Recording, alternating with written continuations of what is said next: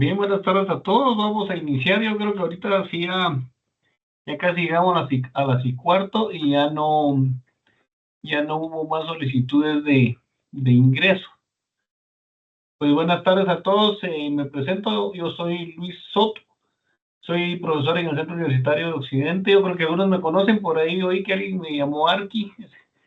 No sé si hayan estudiantes de nuestra carrera, pero bienvenidos sean a los cursos libres del CUNOC. Los cursos libres del CUNOC son básicamente cursos que se abren, como su nombre lo dice, a la población en general para poder ir haciendo hincapié en algunos temas de interés para todos.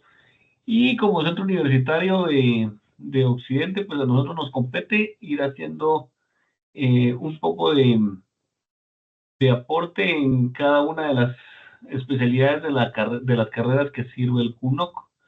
Entonces sean bienvenidos todos a este curso.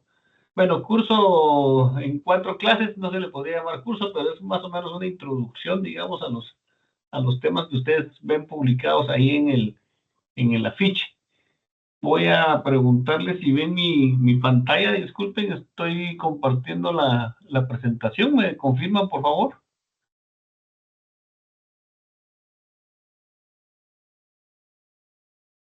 Gracias, Leonardo.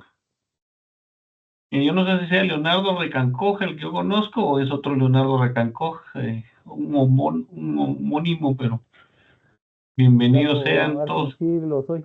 Soy el que conoce. Ah, buenísimo, qué bueno que estés por acá. Vos nos vas a echar una mano, entonces les cuento que Leonardo fue nuestro alumno, ya tiene una maestría en estructuras, ¿es verdad?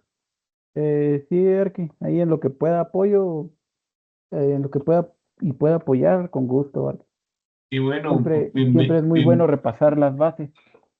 bienvenido. Pues bien, ahí Leonardo nos confirmó que sí ven la pantalla. Como les digo, no es un curso así muy completo, es una introducción a los temas porque son básicamente 4 horas de clase, 4 horas de exposición, entonces es para que ustedes vayan interesándose y metiéndose un poco más, ¿verdad? Tal vez un poco de forma autodidacta para ir fortaleciendo algunos temas. La intención del CUNOC es básicamente esa, ¿verdad? Que la población en general conozca y se interese por temas específicos de interés. En algunos casos, pues van a encontrar ustedes algunas carreras que sirven algunos cursos más complejos o más sencillos, pero es básicamente por eso. Les pongo ahí en pantalla nuestro programa, digámosle así, que como les repito, tenemos 4 sesiones básicamente. Empezamos con la del día de hoy y vamos a ver lo que es sismoresistencia.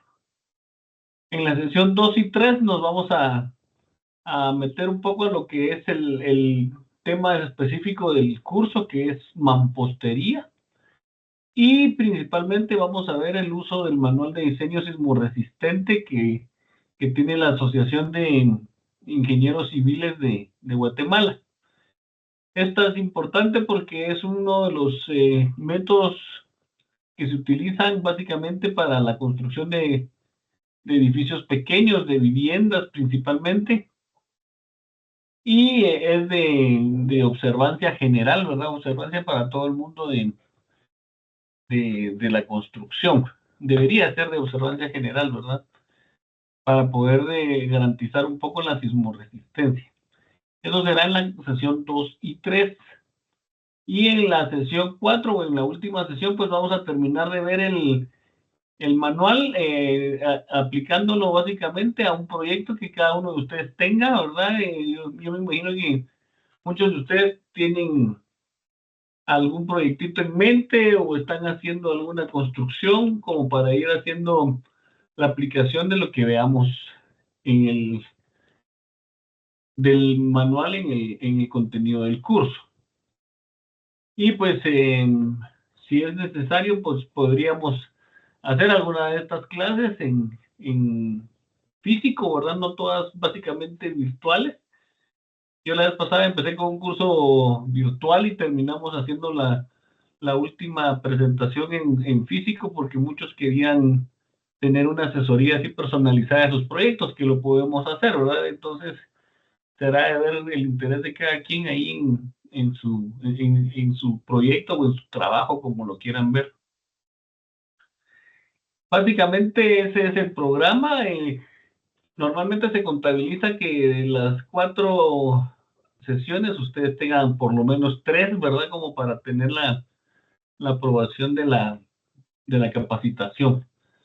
Entonces, si en algún momento alguien va a faltar, pues nos avisa, ¿verdad? Nos dice con antelación para que yo pueda tomarlo en cuenta ahí la asistencia. A partir de hoy yo estoy tomando asistencia y dejando entrar a la conferencia a todos, ¿verdad? Por ser la primera sesión, pero en teoría deberíamos empezar puntuales, por favor, ¿verdad? Para aprovechar el tiempo. La sesión está programada para las 5:30, entonces en teoría no deberíamos de pasarnos de esa hora porque yo tengo que salir corriendo de acá para una clase que tengo a las 6 de la tarde, entonces por favor, por eso les ruego mucho su puntualidad. Bien, un poco de las reglas de la clase, dijéramos, es que todos participen, por favor. Necesito que haya mucha participación, dudas, vayan interrumpiéndome, aportes, ¿verdad? Como en el caso que estamos hablando de Leonardo, que ya es una persona que ya tiene una maestría en estos temas, que también nos puede ir aportando. Todo se vale, ¿verdad? Ustedes levantan la mano, interrumpen, preguntan, aportan, etcétera. Y en las conferencias en las que haya que hacer alguna participación grupal, pues también todos deben de participar, ¿verdad? Normalmente se hacen 1 o 2 actividades en grupo para que ustedes puedan ir haciendo ahí un poco de retroalimentación de algún tema. Entonces, es importante la participación. Entonces, principalmente esa es una de las principales condiciones, ¿verdad? Que haya mucha participación.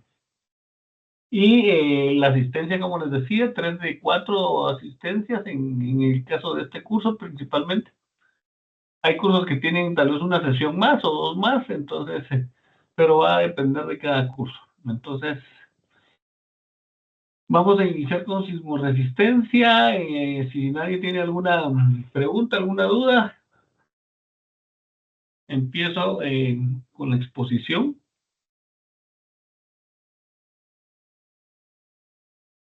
Bueno, entonces voy a empezar explicando un poco lo que es la sismoresistencia. Es importante que sepamos qué es la sismoresistencia debido a que gracias a que vivimos en un país que tiene una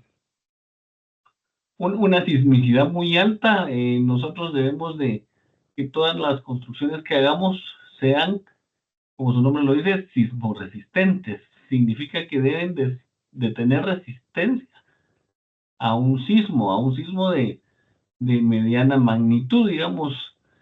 Básicamente la sismoresistencia no significa que, porque muchas veces se confunde el término con antisísmico, ¿verdad? Entonces, hay muchas personas que utilizan la palabra antisísmica como sinónimo, pero realmente la antisismicidad no existe, ¿verdad? A menos de que las viviendas o los edificios estuvieran flotando en el aire, porque todos estamos en contacto con el suelo y al momento en que el suelo se mueve, nosotros pues obviamente tenemos esa repercusión en las construcciones. Entonces la idea de la sismoresistencia es básicamente que el edificio resista una magnitud medianamente fuerte y que sus componentes, como dice ahí, pues sean lo suficientemente resistentes y fuertes para soportar esos sismos.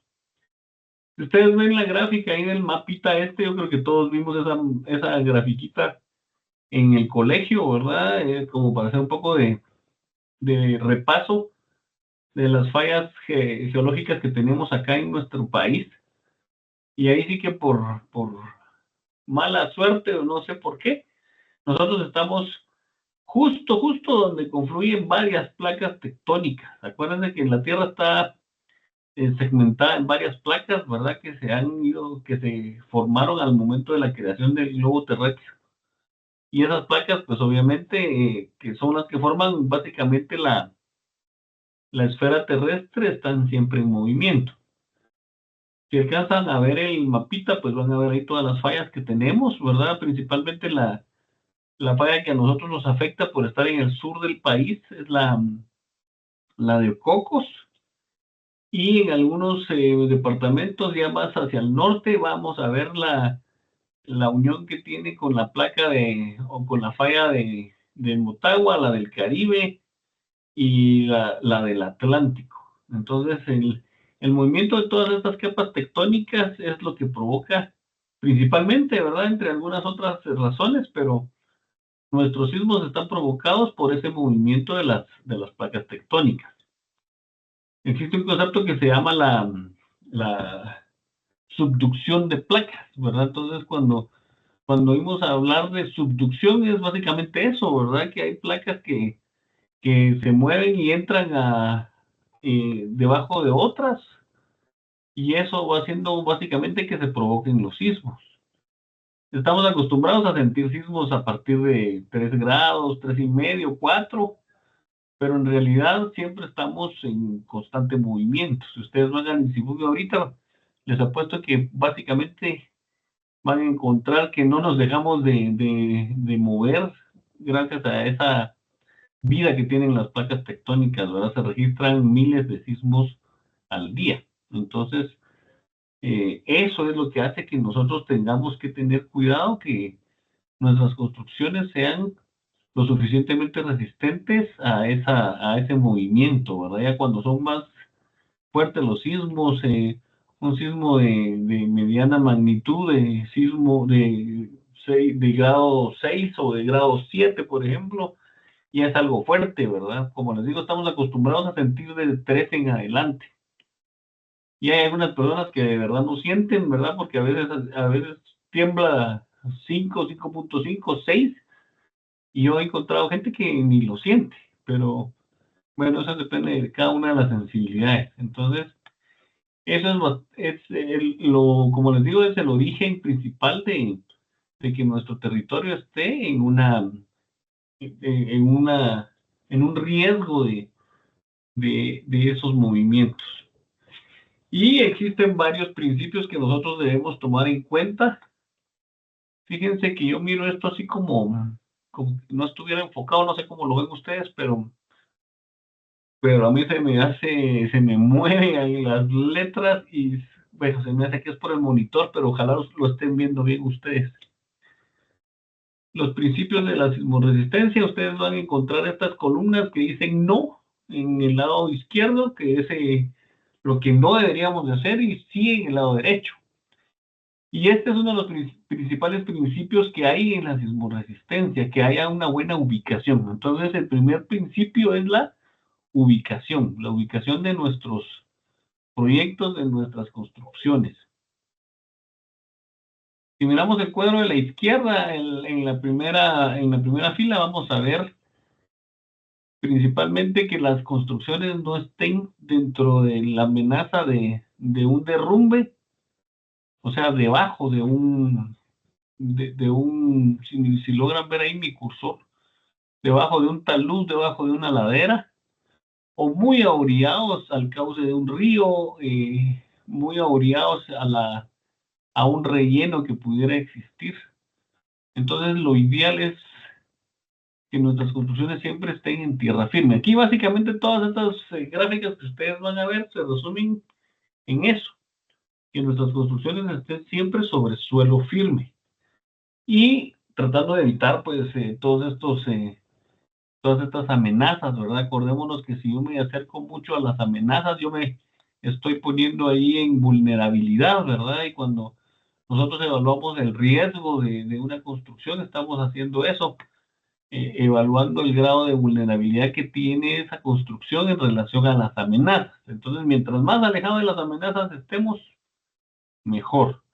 En este caso, en esa gráfica que les estoy haciendo referencia, es la cercanía a cauces de ríos, a rellenos mal hechos, o que estemos por debajo de una ladera.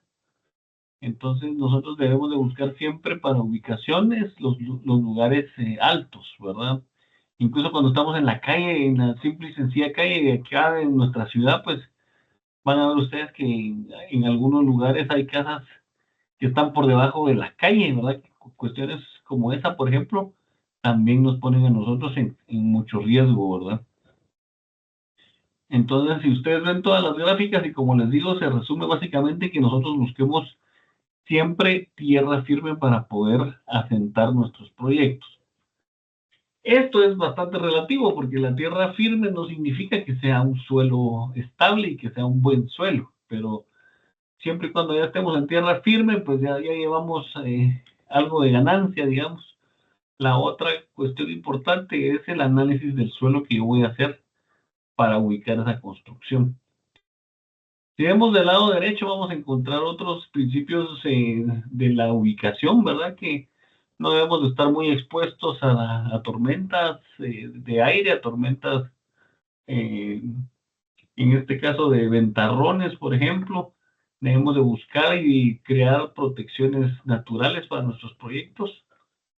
Y las orillas de los barrancos, las orillas de las carreteras, las casas muy puestas en las orillas de los taludes también corren demasiado riesgo. Entonces acordémonos de eso, eso no está por acá, pero el riesgo es básicamente la vulnerabilidad que tienen nuestros proyectos en relación a la amenaza en la que estamos, a la que estamos expuestos. Mientras menos amenaza haya, más seguros vamos a estar, ¿verdad? Menos vulnerables vamos a ser.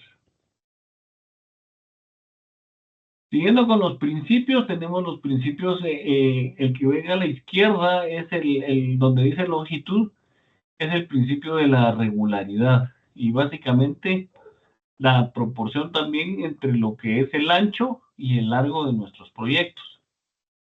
No significa que no se puedan hacer proyectos largos, no significa que no podamos hacer una estación de tren, por ejemplo, un aeropuerto, no significa que no lo podamos hacer, significa que debemos de tener cuidado de no excedernos de esas proporciones. Estamos hablando de la proporción del ancho con relación al largo. Si ustedes ven la gráfica, me confirman si la pueden ver, por favor. O la trato de ampliar un poquito porque yo siento que está un poco pequeña la gráfica. Vamos a ver si puedo ampliárselas. Me van confirmando, por favor, aunque yo creo que mientras más amplío, más se pixelean las imágenes, pero como les decía, no sé si es mi monitor o así lo ven ustedes. ¿Ven algo de la pixeleada la imagen? ¿Cómo la ven?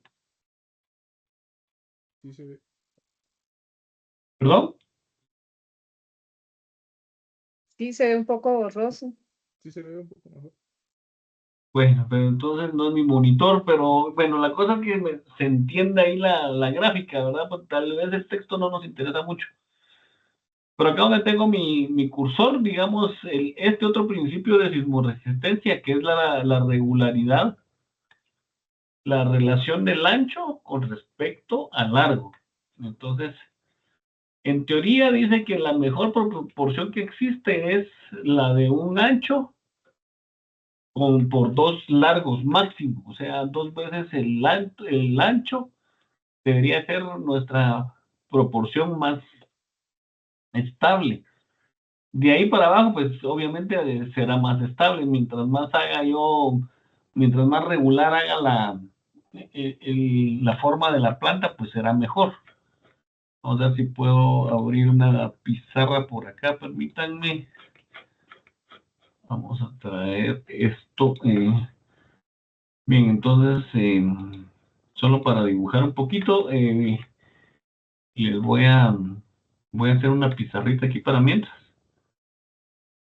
Entonces estamos hablando de que si yo hago una proporción regular, mientras más regular sea, más estable va a ser. Si yo hago un cuadrado, por ejemplo, la relación de un cuadrado ancho por largo, ¿cuál es? ¿Cuál será la proporción de un cuadrado en relación a su ancho con su largo? Los dos son iguales, es igual a 1. la proporción es 1 a 1. Entonces, en la norma esa nos dice que yo podría llegar a 1 a 2. O sea, significa que si yo hago 2 cuadrados, como que esa es mi proporción máxima como para tener una buena relación ancho-largo. Entonces, digamos que si yo ya me paso de esto, pues obviamente ya mi construcción está vulnerable. ¿Por qué? Porque es demasiado largo el edificio en relación al ancho. Como les digo, esto no significa que yo no pueda hacer un proyecto que tiene esa configuración de longitud, como un aeropuerto, como un hospital o algún otro proyecto que se les ocurra.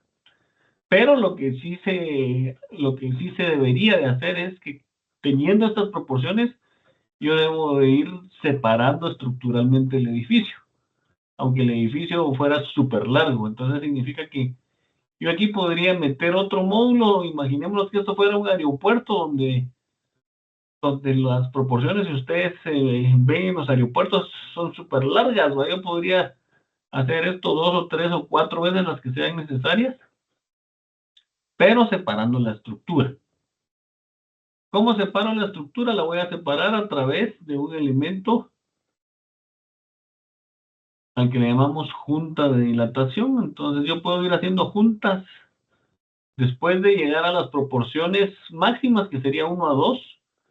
Si estoy abajo de esa proporción, todavía mejor, ¿verdad? Entonces, si yo estuviera en una proporción 1, 1,5, sería lo ideal, ¿verdad?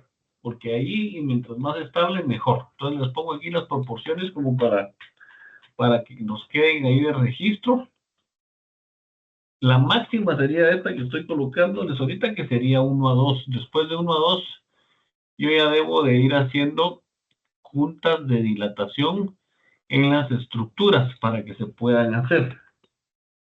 ¿Verdad? No estoy diciendo que no se puedan, yo estoy diciendo que habría que ir separando o dividiendo la estructura. ¿Con qué? Con la junta de dilatación. Entonces, básicamente nosotros lo que hacemos es colocar o hacer una separación. Se las pongo aquí se las voy a poner con el verdecito de la junta. Junta, aunque no mucho se mira ese color ustedes. Una junta de dilatación, ¿verdad? Que es con la que yo puedo ir separando las estructuras. Yo puedo ir haciendo segmentos máximos de 1 a 2. Si es menos, mejor. Yo lo que podría hacer ahí es sacar la longitud total y ya dividirlo en las proporciones que me den menos de 1 a 2, ¿verdad? Ahí estaríamos con ese principio. ¿Dudas?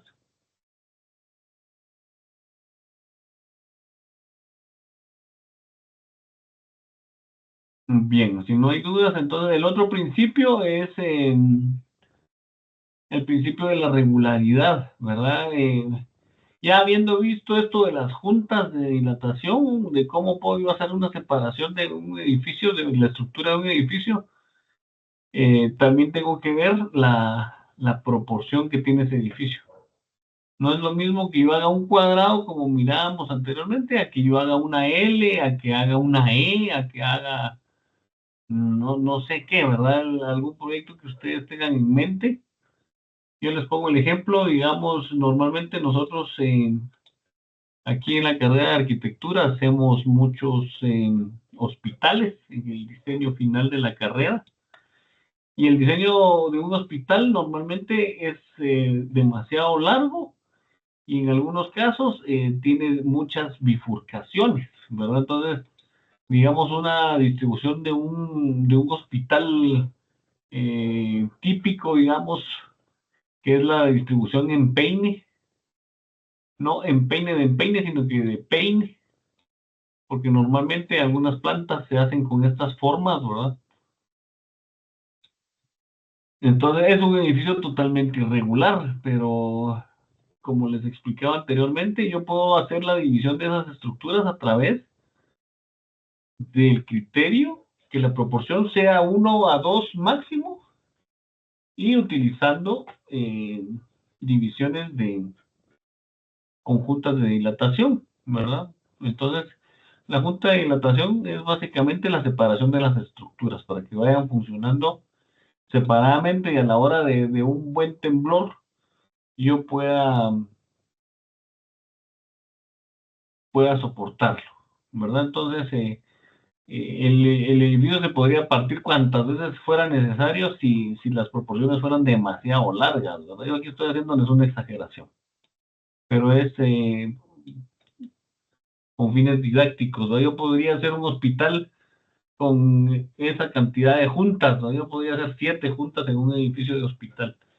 Pero estamos hablando de que los hospitales muchas veces con configuración en Peine, así como la que estoy colocando de ejemplo, en las longitudes son bastante largas, ¿verdad? Los encamamientos, las zonas de encamamientos, las zonas de consultas externas, las clínicas, etcétera, esas tienden a ser demasiado largas.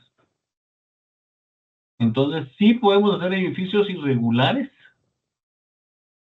con el criterio de la utilización de la junta de dilatación, ¿verdad?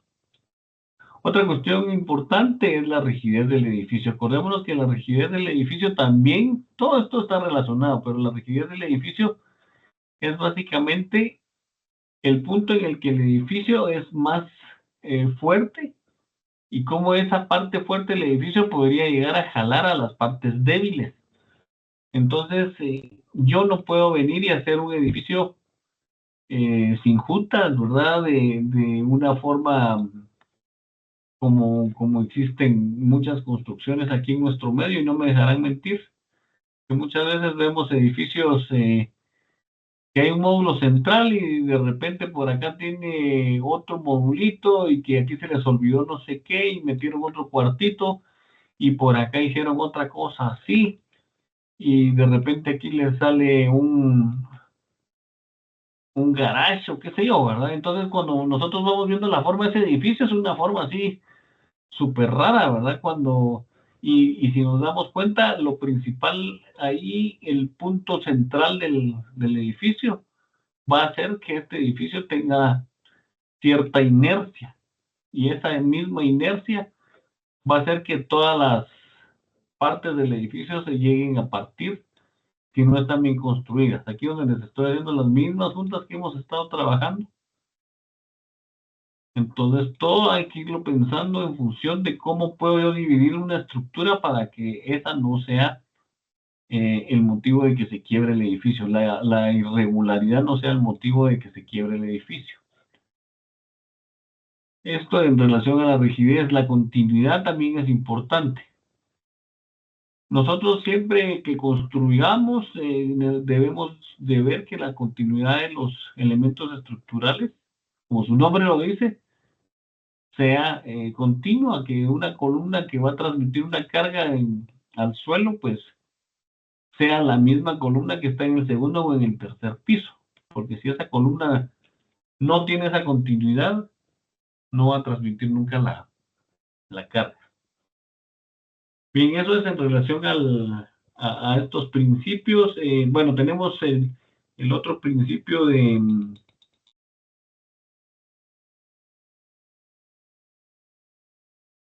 la transmisión de las cargas. Esta gráfica que ustedes ven a la izquierda tiene relación con lo que les acabo de explicar, ¿verdad? Que tiene que haber una continuidad estructural de las columnas.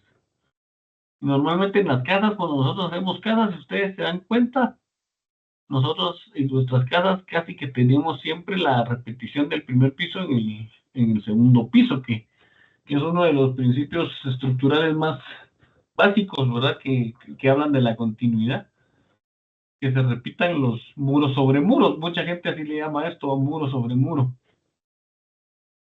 Y si no vamos a tener, o si no se puede, pues de plano vamos a tener que hacer alguna adaptación ahí con algún prefabricado, pero no se vale que nosotros en el segundo piso cambiemos totalmente la distribución, metiéndole carga a elementos que no tienen ese refuerzo, ¿verdad? Entonces, la continuidad sí es súper importante.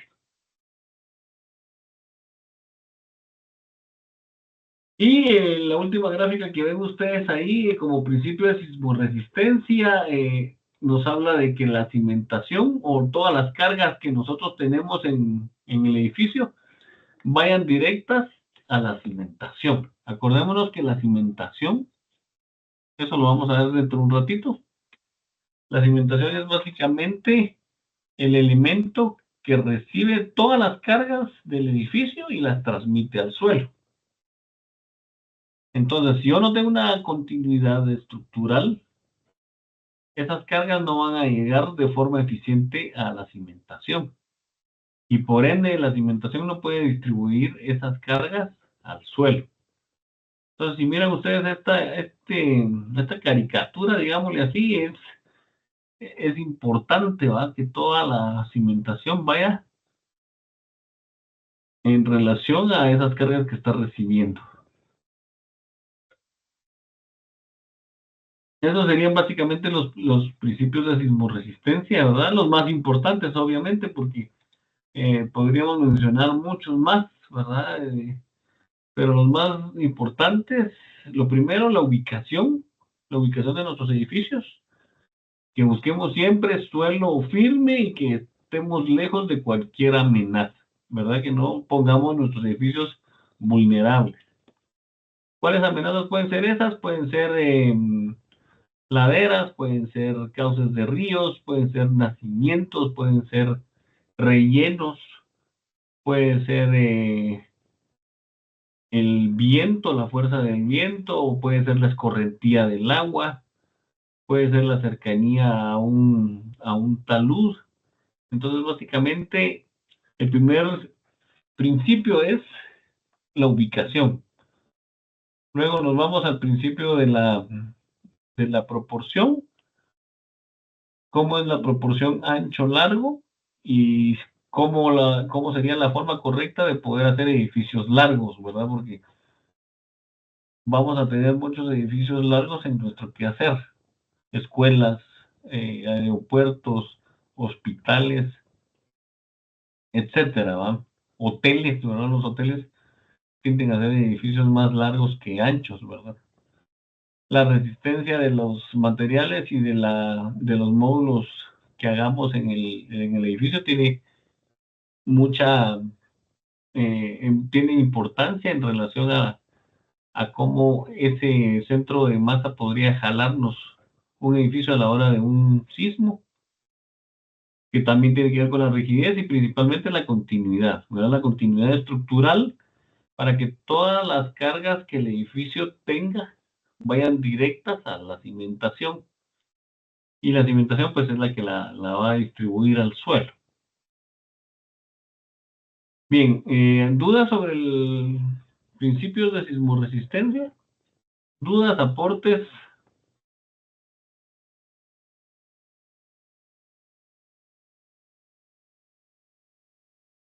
Bien, continuando entonces, si ustedes se dan cuenta, esta cimentación básicamente está sobre el suelo, ¿verdad? El esquema este que yo les hice acá de la cimentación es un cuadrito básicamente, ¿verdad? Pero la cimentación es, lo principal es que estén en contacto con el suelo firme, con el suelo que tenga un valor soporte ideal para contrarrestar el peso que se le está metiendo o que está cargando. Lo ideal de esto es que el suelo por lo menos tenga la misma resistencia de soporte de las cargas que está recibiendo, por lo menos. Pero lo ideal sería que el suelo tenga de 1.5 a 2 veces más resistencia a las cargas que le vamos a meter.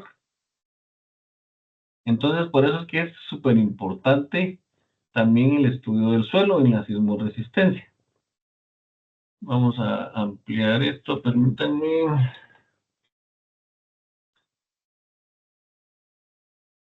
No se amplía, pero lo vamos a dejar así.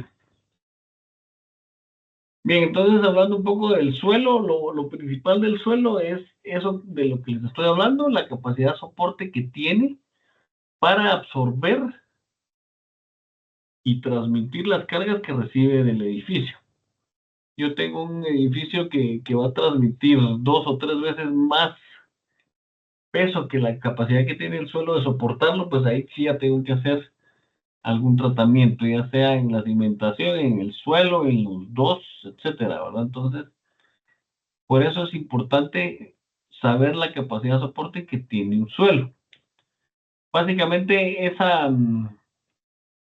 ese dato nos lo da un laboratorio de suelos, por lo que es importantísimo siempre que ustedes hagan un proyecto, que ustedes inicien un proyecto, sí o sí hacer estudio de suelos para determinar ese valor soporte. Se dice coloquialmente que los suelos deberían de estar por arriba de las 10, 12 toneladas de capacidad de soporte, pero uno no lo sabe a simple vista hasta que hace un laboratorio específico de la resistencia del suelo. Existen muchos métodos empíricos, ¿verdad? Incluso los mismos constructores tienen ahí sus métodos como para saber si los suelos están bien o no, ¿verdad? Pero realmente, como les digo, son empíricos y no deberíamos estar creyendo mucho en esos métodos debido a que no tienen un cálculo científico exacto de las capacidades del suelo.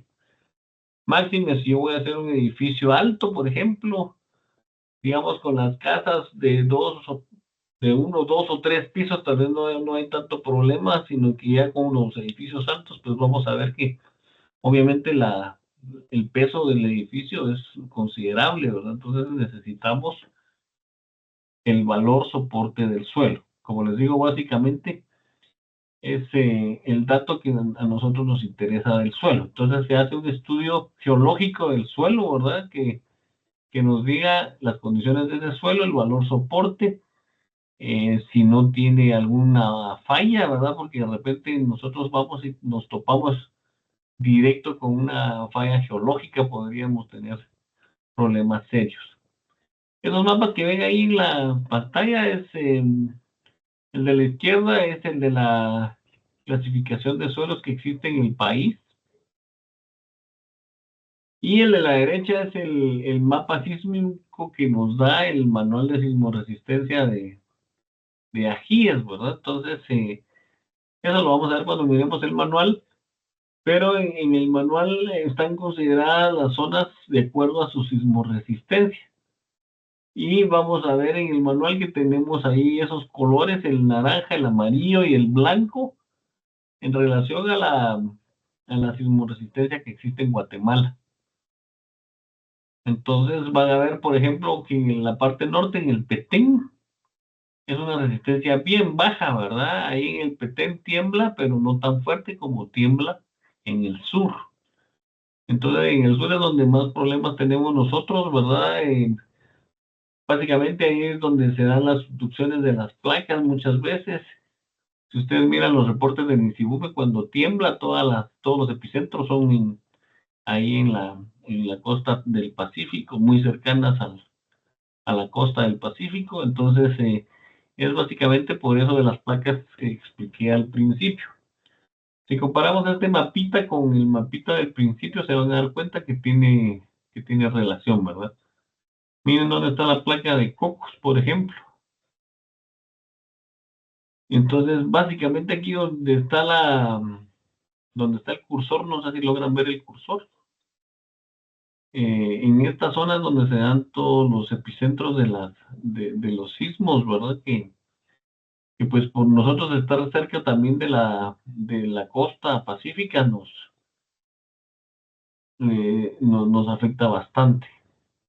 Tiene que ver también la capacidad del suelo de transmitir ese movimiento, ¿verdad? Porque si se recordarán de aquel terremoto que afectó a San Marcos, que pasó acá por Shela, básicamente sin afectar mucho, hasta que llegó al tipo de suelo que tiene San Marcos, donde sí fue mucho más sensible. Entonces a eso se refiere el mapita ese que estaba mostrándoles ahí, ¿verdad? A la sismicidad que existe en las regiones de Guatemala. Toda la mancha esa que miran naranja, ya lo vamos a ver en el manual, toda esa mancha naranja es básicamente la tabla que hay que usar, que se le llama la tabla naranja. Hay una tabla blanca, hay una tabla amarilla, hay una tabla naranja para los valores de la mampostería que se utiliza. Bien, visto esto del suelo, también es importante hacer la división de los tipos de estructura que nosotros tenemos en las construcciones. Existen varios sistemas constructivos en nuestro medio, principalmente dos, ¿verdad? Los que más se utilizan a nivel estructural. Ustedes ven en este cuadrito sinóptico dos de los más importantes, los marcos estructurales y las estructuras de mampostería. A su vez, las estructuras de mampostería pueden ser mampostería reforzada o puede ser mampostería confinada. Pero básicamente en estos dos sistemas nosotros es que construimos acá en nuestro medio. Básicamente el marco estructural es lo que nosotros normalmente conocemos como concreto, ¿verdad? Cuando la gente habla de que así que la construcción de concreto es básicamente marcos de concreto o marcos de acero, ¿verdad? Pero aquí la idea del marco es porque se forman marcos a través de los elementos columnas y vigas, entonces se van formando marcos, por eso se le llama marco, ¿verdad? Entonces este sistema es un sistema, como les decía, básicamente concreto. Las vigas y las columnas están básicamente hechas de concreto armado y es un sistema no muy utilizado en construcciones pequeñas, digamos, una casa de habitación no la van a ver ustedes con sistema de marcos, ¿verdad? Una casa de habitación o algunas construcciones pequeñas, no tan grandes, las vamos a ver siempre en estructuras de mampostería o el sistema que les mencionaba antes, el sistema que le llaman muro sobre muro. Y de estas tenemos dos tipos, tenemos la mampostería reforzada y la mampostería confinada.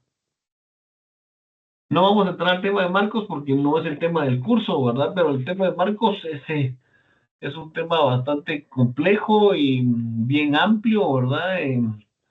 De repente ahí algún día nos lo da Leonardo Recancó, que ya sacó su maestría con este sistema. Eh, y como les digo, se utiliza mucho para edificios altos, de muchos niveles. Bueno, aquí en nuestro medio no se hacen tantos niveles, digamos. Yo creo que no hemos pasado de 30 pisos a nivel Guatemala. Ahí estaban haciendo la gran bulla el año pasado del edificio ese de Altaire, que tiene 31 pisos, creo yo, y es el más alto que hay en Guatemala. No sé si en Centroamérica también, ¿verdad? Pero si ustedes van a otros países, vamos a encontrar edificios de 60, 80 pisos y que se hacen a base de marcos de concreto o de marcos de acero, ¿verdad? Que los rascacielos ya se van haciendo de marcos de acero, que es otro sistema totalmente distinto. Una casa no la van a ver ustedes en marco de concreto. Locales comerciales puede ser que sí funcionen muy bien con marcos de concreto, pero a lo que va el curso al sistema de mampostería es para sistemas pequeños, ¿verdad? Viviendas, algún tipo de edificio pequeño. Y porque la mampostería es básicamente eso, ¿verdad? Materiales puestos con la mano, ¿verdad? Puestos, por ahí viene el origen de la palabra. Si ustedes buscan el origen de la palabra mampostería, eh, viene de la forma en que se coloca el material, que es un material puesto con la mano. De hecho, los albañiles antes eran llamados los mamposteros, ¿verdad? Y se estima que un material de mampostería debería ser un material pequeño, de fácil manipulación.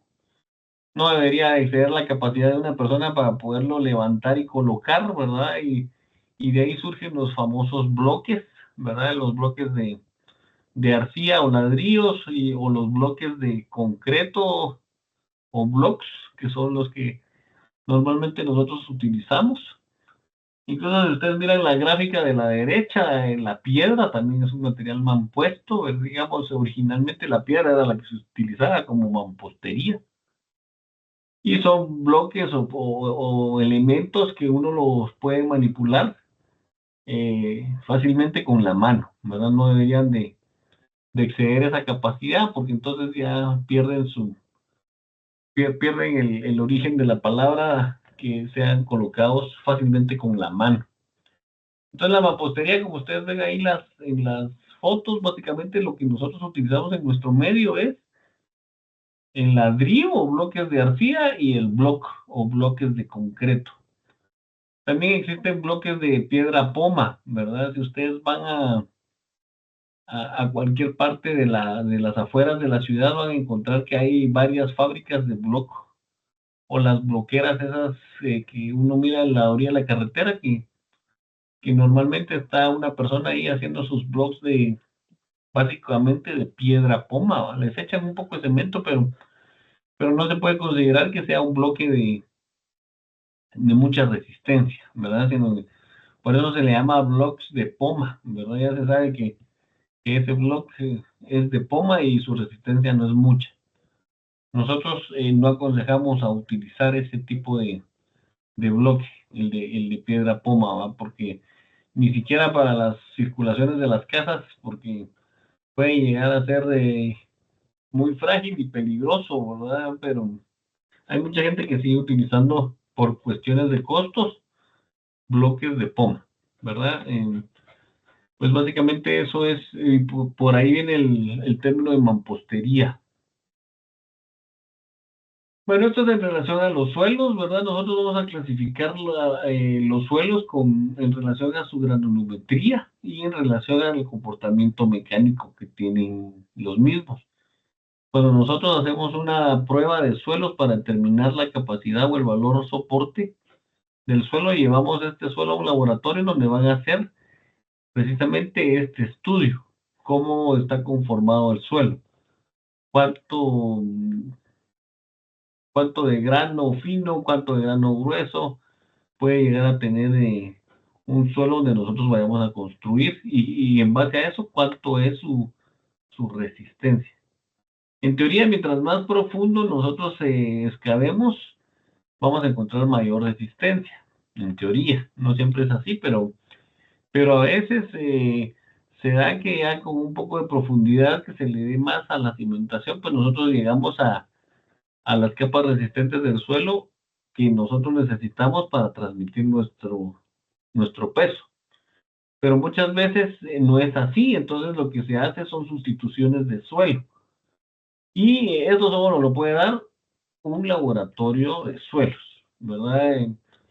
Este no es el tema del curso, pero sí es algo bien interesante e importante que si este curso tuviera una segunda parte, podríamos hacer el estudio de los suelos, que es bastante interesante cómo poder llegarlos a determinar.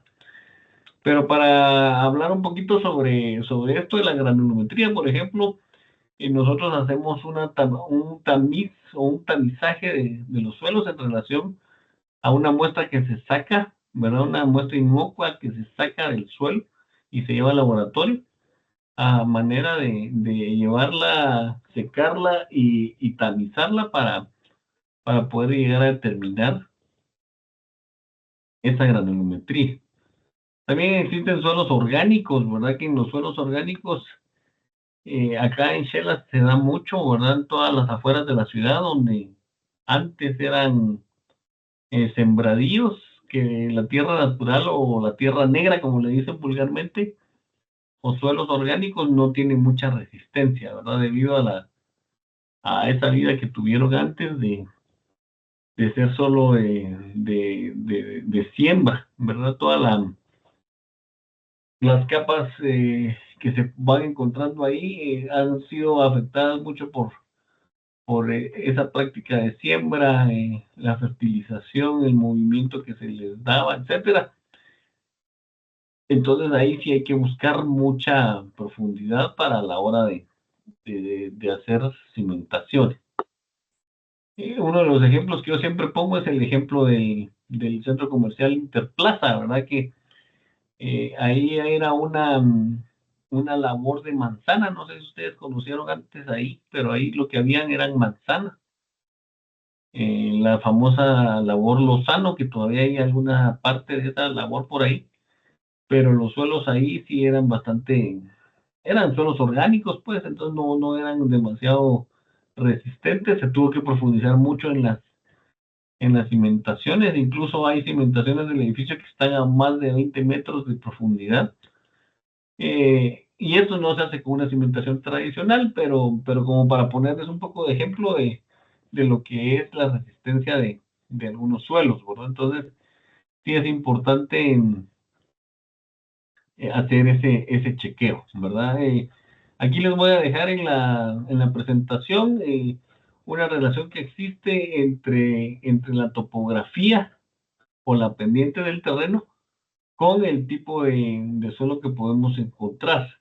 Y también van a encontrar ustedes ahí algunas de las características principales de los suelos y el uso recomendable que se les debería de dar, ¿verdad? Entonces, esta clasificación que ven es así bien somera, es un resumen de un libro que también está ahí en las fuentes de la presentación que les dejo, para que los que quieran leer otro poquito sobre esto, es importante que lo hagan, ¿verdad? Porque, como les digo, todo tiene que ver acá con la cuestión de los suelos. Y que se resume en esta tablita, digamos, estas tablas que ustedes ven que les presento acá foto del libro, se resumen en esta otra tabla que hago acá, en donde de acuerdo al tipo de suelo y su composición vamos a encontrar la capacidad que tienen, el drenaje que podría llegar a tener ese suelo en momentos de lluvias, de anegaciones o simplemente de escorrentías, que es importante tenerlo en cuenta. Ya ven lo que pasó este fin de semana en varios lugares en donde llovió fuerte, ¿verdad? Entonces, sí es importante, incluso el primer principio de sismoresistencia, el que hablaba, que es la ubicación, es uno de los más importantes para saber el lugar idóneo de la construcción. Bien, bueno, esto ya hablé un poquito, tiene relación básicamente el suelo y la cimentación, sí, ¿verdad? De acuerdo al tipo de suelo, yo voy a escoger un tipo de cimentación adecuado. Entonces vamos a ir viendo estas gráficas que tienen que van haciendo esa relación que existe entre un tipo de suelo y el tipo de cimiento que se puede utilizar. Normalmente los tipos de cimiento, generalmente en la construcción tradicional, esta que estamos viendo, que también le llamamos así, ¿verdad? La construcción tradicional o la de mampostería, es casi que se repite siempre, ¿verdad? Siempre repiten, los constructores siempre repiten que los cimientos corridos y las zapatas y los mezclan y se lo ponen a todo, ¿verdad? Cuando vamos a ver que no hay necesidad exactamente de hacer eso. Pero, como les digo, es tradicional y como que ya fuera una costumbre que en cualquier casa se llenan todas las esquinas de zapatas y a todos se le pone cimiento corrido, que es lo tradicional, ¿verdad? Pero realmente no debería ser así. Entonces vamos a encontrar la relación entre el tipo de suelo y la cimentación. Entonces, bueno, esta, esta lámina anterior habla un poco sobre el tipo de cimentación, ¿verdad? Tenemos tres tipos de cimentaciones: las superficiales, las profundas y semiprofundas. Como su nombre lo dice, las superficiales están muy superficiales en el suelo, tienen relación con suelos de mucha resistencia. Superficiales les estoy diciendo de 60 a 80 centímetros, tampoco es que estén sobre el suelo, aunque hay lugares donde sí se pueden poner cimentaciones trapezoidales directamente sobre el suelo, pero es en condiciones demasiado especiales. Las profundas, que ya estamos profundizando más de unos 50, unos 2 metros en lo que son los desplantes de las cimentaciones, y semiprofundas en las que así necesitamos otros elementos para llegar a las capas resistentes del suelo. principalmente los famosos pilotes. Entonces, por ejemplo, acá vemos una cimentación de tipo aislada, que la conocemos normalmente como zapata, ¿verdad? Entonces, las cimentaciones aisladas las vamos a utilizar en donde nosotros tengamos cargas puntuales bien definidas. Entonces, por ejemplo, en una casa, ¿qué podría ser una carga puntual bien definida? A ver, ¿quién me dice qué puede ser en nuestra casa eso? Una carga puntual bien definida. Una columna, Arqui. Puede ser una columna, pero bueno, la casa tiene columnas, muchas columnas en las esquinas, en los remates de los muros, etcétera, pero una carga puntual bien definida, ¿qué podría ser? Una lavadora, Arqui. Una Una lavadora. O la lavadora. pila, por ejemplo. Ajá. De carga puntual me estoy refiriendo básicamente a algo que pese mucho, que necesitemos nosotros transmitir ese peso directamente al suelo sin esforzar mucho el sistema general de la casa. Digamos, ¿qué podríamos cargar tanto en una casa que necesitemos una cimentación aislada? ¿Una viga? Un muro. Las vigas, por ejemplo, pero no la viga per se, sino que la columna. Acuérdense que las vigas van sobre columnas. Entonces, en una casa donde yo tenga vigas perdón, donde tenga columnas, yo a esas columnas que estén directamente en la cimentación, es mejor ponerles una zapata, ¿verdad? Porque la viga aislada, perdón, la columna aislada, sí transmite una carga puntual. ¿Y qué otro peso podríamos tener en la casa? ¿Algo puntual? Un tinaco, Arqui. Un tinaco también puede ser, digamos, eso es lo típico, ¿va? Mucha gente viene y pone su tinaco o su tanque elevado ahí arriba en la losa, pongámoslo, ¿va? Y lo ponen incluso ni siquiera en las orillas o sobre alguna viga, sino que lo ponen casi que en media losa y cuando ustedes van a ver, el agua pesa, la losa ya está rajándose, ya se está filtrando y no tiene no tiene columnas que lleven la carga directamente al suelo. Ese es un buen ejemplo. ¿Qué otro ejemplo podríamos poner? Cargas puntuales en una casa. Columnas con vigas, agua. ¿Qué más se les Los ocurre? muebles, Arqui. ¿Los qué? ¿Los muebles? Exacto, los muebles. Bueno, dependiendo qué mueble, ¿verdad? Porque podríamos tener muebles así bastante específicos. De repente podríamos tener lo que ha pasado en algunas casas donde hay jacuzzis grandes, por ejemplo. Acuérdate que aquí el problema del jacuzzi no es el jacuzzi, sino que es el agua, ¿va? Entonces, si eso pesara demasiado, habría que calcular ahí si yo puedo meter columnas directas y zapatas en esas columnas para transmitir esa carga, ¿va? Entonces, vuelve el problema del agua, ¿verdad? Que el agua, si ustedes ven, pesa mucho. Entonces, cosas muy pesadas, digamos, muebles, yo podría tener incluso tal vez un gimnasio, ¿verdad? Hay mucha gente que pone su gimnasio en las últimas azoteas o en la terraza final, como se dice normalmente. Y posiblemente los muebles de un gimnasio no sean muebles tan tradicionales, ¿verdad? Porque están en vibración y pesan. Y hay gimnasios de 1000 libras, ¿verdad? Imagínense gimnasios de 1000 libras que yo no sé si los usan de verdad a las personas, pero yo conocí una persona que tenía un gimnasio de 1000 libras en su casa, ¿verdad? Y yo creo que el pobre cuate no hacía, pero ni 100 libras de gimnasio, pero bueno, puede ser, ¿va? Entonces, donde nosotros tengamos cargas puntuales, pesos específicos, yo necesito tener columnas directas hacia cimentaciones aisladas o zapatas, como le llamamos vulgarmente, digamos, o comúnmente en nuestro caló normal, bueno, no caló, en nuestro lenguaje normal de construcción, La zapata es una cimentación aislada. Y aquí, si ustedes ven, también lo relacionamos con el tipo de suelo, ¿verdad? Yo puedo poner zapatas directas en tipos de suelo, en este caso, en un tipo de suelo rocoso, donde solo necesite la transmisión de un elemento.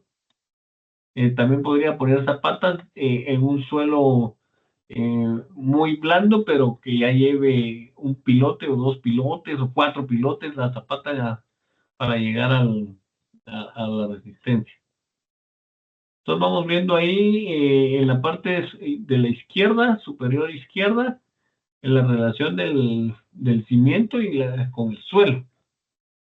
Y acá, pues ustedes miran, ya tenemos una zapata corrida o cimentación corrida, ¿verdad? Yo podría tener dos, tres, cuatro columnas juntas y lo que voy haciendo es prolongando la sección de la zapata. ¿Qué diferencia hay entre una zapata y un cimiento corrido? Entre que la zapata, si ustedes han visto alguna vez las zapatas de una cimentación, estas zapatas van directas al suelo y van por debajo de la cimentación. Entonces, estas cimentaciones o estas zapatas nunca van a estar por encima de un cimiento corrido, porque estamos transmitiendo cargas totalmente puntuales. Como ya les decía, un tanque de agua, una piscina, un jacuzzi, un gimnasio, o si el suelo es muy malo, ¿verdad? Ya necesitamos meter, como ven ustedes, este sistema, que ya es un sistema de losa de cimentación en el que se van a juntar varias zapatas. Entonces, lo que yo termino haciendo es juntando esa área de transmisión de cargas en una losa. Por eso le llamamos losa de cimentación.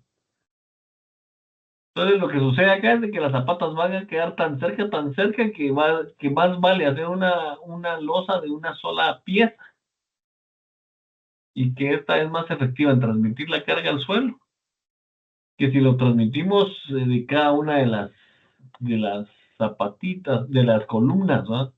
Imaginémonos que en cada una de estas columnas yo transmitiera cargas, bueno, de hecho para eso son, ¿verdad? Pero que cada uno de estas flechas que yo estoy haciendo acá va a incidir directamente en el suelo. Y en el suelo tenemos nosotros la base si tuviéramos zapatas, por ejemplo, una zapata con la otra se van a hacer interferencias, lo que se llaman bulbos de presión. Entonces no vale la pena hacer tantas zapatitas y que van a quedar tan juntas, mejor a una sola losa, ¿verdad? Por eso le llamamos losa de cimentación. Que si ustedes ven ahí, se usa en suelos bastante suaves, ¿verdad? En limos, o se utiliza en el caso de que, imagínense que ustedes van a poner ahí un sutinaco y las columnas que les quedan demasiado cerca, mejor hacer una sola zapata que podría ser hasta de 3 por 3 metros, por ejemplo. Y no digamos, ¿qué manda? También las losas de cimentación se utilizan mucho cuando hay exceso de manto freático, cuando queda También. por encima de la cimentación. El agua sí reduce bastante la capacidad de soporte del suelo. Ajá. Solo para agregar, ¿verdad? Correcto, muchas gracias, Leonardo. Sí, como dice Leonardo, también en suelos demasiado con el manto freático muy, muy cercano, también es como meter una gran balsa ahí para que se sostenga y se pueda distribuir mejor, vamos.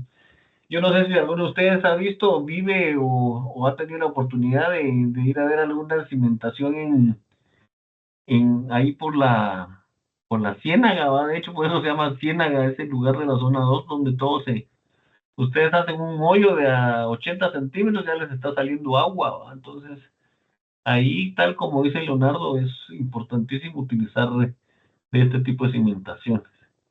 Cuando hicieron las cimentaciones para hacer ahí el pollo campero, que fue algo que yo vi de cerca en la cimentación, había mucha agua hay mucha agua en ese lugar, ¿va? Entonces no es bueno, de hecho en la zona 2 había una restricción importante de no construcción, pero Como ya saben, aquí nadie hace caso de nada, ¿verdad? La gente empezó a poblar la zona 2 y prácticamente fueron poblando esa laguna, ¿va?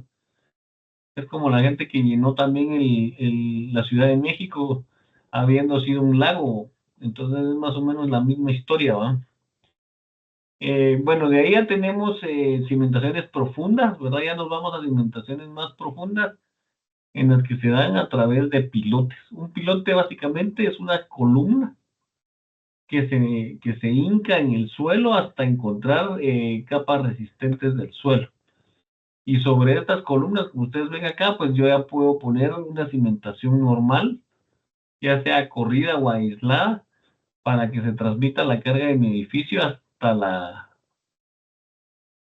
capa resistente del suelo. Entonces yo puedo venir y profundizar lo que sea necesario, como les ponía de ejemplo, el Interplaza tiene algunas partes donde se profundizaron 20 metros, ¿no? Imagínense ustedes 20 metros de profundidad. Entonces todos los pilotes van hasta donde encontremos la capa resistente del suelo. Y ya sobre esto vamos a colocar la cimentación normal de la construcción. Como les había dicho, la capa resistente del suelo es la capa que nos dé la resistencia total total o mayor para poder soportar el edificio. Ya sobre esto podemos poner nuestra cimentación normal, ¿verdad? En el caso de una casa o de un edificio, pues sobre los pilotes yo ya puedo venir y ir poniendo mis cimientos normales, ¿verdad? Más o menos hay un esquema con este concepto. Bien, entonces aquí en el final de la presentación pueden encontrar ustedes los las fuentes de consulta para ampliar un poco el tema de las cimentaciones y de los suelos. Aquí no sé por qué no salió este cuadro eh, este cuadro era una imagen de las fuentes de consulta de la presentación, pero no salió. Se los voy a arreglar para ponérselos ahí en el grupo. Miren, hablando del grupo, podemos tener el grupo de WhatsApp que ya nos abrió finalmente la licenciada Gómez. Y también, por favor, si se pueden registrar en el equipo de Teams. Es importante que todos estén registrados en el equipo de Teams para poder transmitirles estas presentaciones, ejercicios o literatura que sea importante en relación al tema, ¿va? Entonces, por favor, regístrense en el grupo de Teams y, bueno, en el WhatsApp también es como más práctico a veces, ¿verdad? Ahí también les puedo ir subiendo alguna información. Bien, esto sería en relación al tema de la sismoresistencia. ¿Dudas, aportes? El próximo jueves ya entramos de lleno a ver el tipo de mampostería que existe, cómo se utiliza, cómo se coloca y ya entramos al manual también para empezar a ver aplicaciones directas de ese manual. Ese manual quiero contarles que es un manual que hace la Asociación de Ingenieros Estructurales de Guatemala. Es algo así bastante práctico para poder aplicar y está basado en la mampostería de bloc, ¿verdad? De bloc de concreto, no es ladrillo, sino que bloc de concreto. Y es la forma, pues podríamos decir, ideal en la que podemos hacer este tipo de sistema constructivo, que es el sistema constructivo tradicional, o como le llaman también el sistema de muro sobre muro o de cajón, ¿verdad? Entonces, eso lo vamos es el manual que vamos a utilizar. También se los voy a compartir ahí en el Teams para que ustedes ya lo puedan ir hojeando y la aplicación del mismo en las siguientes dos sesiones. Bien, no sé, ¿dudas?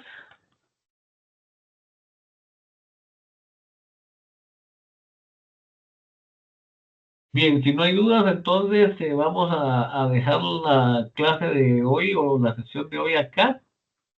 Y Por favor, como les digo, estar pendientes del grupo para la información y que ustedes tengan ya un poco leído el tema para la siguiente sesión. Entonces eso sería básicamente lo del día de hoy. Que estén bien, se cuidan, que pasen feliz tarde. Gracias, Arqui, igualmente. Para Igualmente, se Arqui, cuidan, nos gracias. vemos igualmente para servirles.